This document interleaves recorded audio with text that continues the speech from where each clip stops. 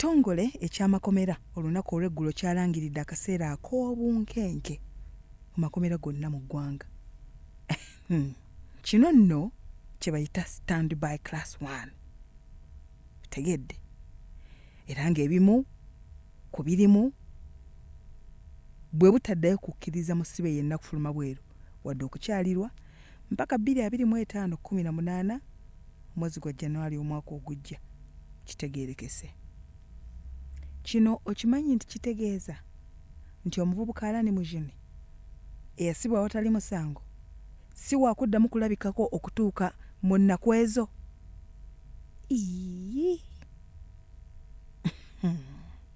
Ennaku eno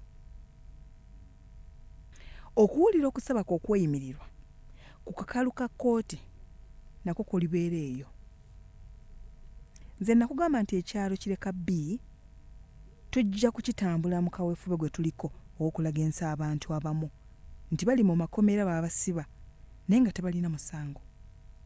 Vincent Muwonge Ssentebe gwe tukyali naye twaleka ogamba nti Allan biki ate nga nakaakana ku statement yaako kagamba nti munne waako gye yakola ki yakatigeenya nolwokuba nti etteeka ly'etteeka tewaliwo kizibiti.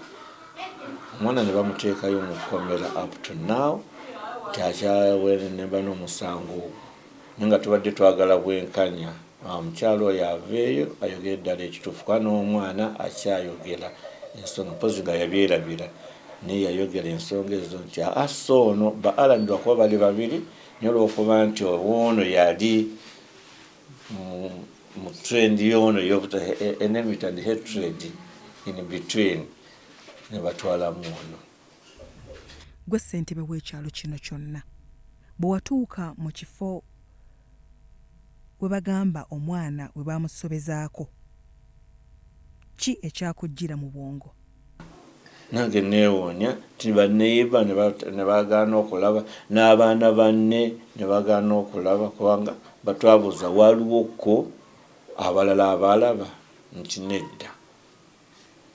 Era naffe twakyewuunya naye lwakuba nti nange siyitibwangako ku poliisi kola statement, siyitibwangako mu kooti kuwaayo obujulizi nga chairman.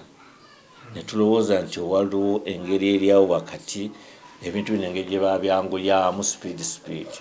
Kati Chair, bino byonna biwaayirizibwa ku muntu nga mutuuzeewo nga n'ekifo kimanyi era watuukayo ne weezuulira ekituufu. Ffe twatuukawo ne defense wange to make a follow up okulaba ki ekyagenda mu maaso era ntubuuzabuuza akawa noga nti ebyo byaba naawe obimanyi omukyalo omumanyi naawe tena gwayagala wano wonna wonna. Kyeyogamba nti ennaku nti okutuusa ku ssaawa ya leero simanyi oba omwana bamusalira oba tebamusalira. Tusaba mutuyambeko mutuyambe tufune obwenkanya. Lwaki oba balibo balina ku ssente bateekamu ssente tetumanyi mbeera ya Uganda nga bwefaanana. Naye ng'omwana yayoga Allan baali babiri kato kanne ne Allan omukulu. Why nti Allan gwe bateekawo omukulu? Ssentebe naye akakasa era akisimbako amannyo nti eyasibisa Allan Mujune kyo amazima gali nti tewali kirala yali mpalana ez'oku kyalo wakati w'abalirwana ababiri. Olwo omusajja wattu n'afuuka ekiiso ky'embuzi kyennyini. Nde ku mbeera wakati wa maama ono ne mukyala Ssemwogere. Mpalana za mizigo, mpalana za gya kyalo gya kifo awo wonna wali wa mukyalo oyo n'atunda $5,000,000. Oluvannyuma ne bamugamba watunze ssente entono $5,000,000 awokka.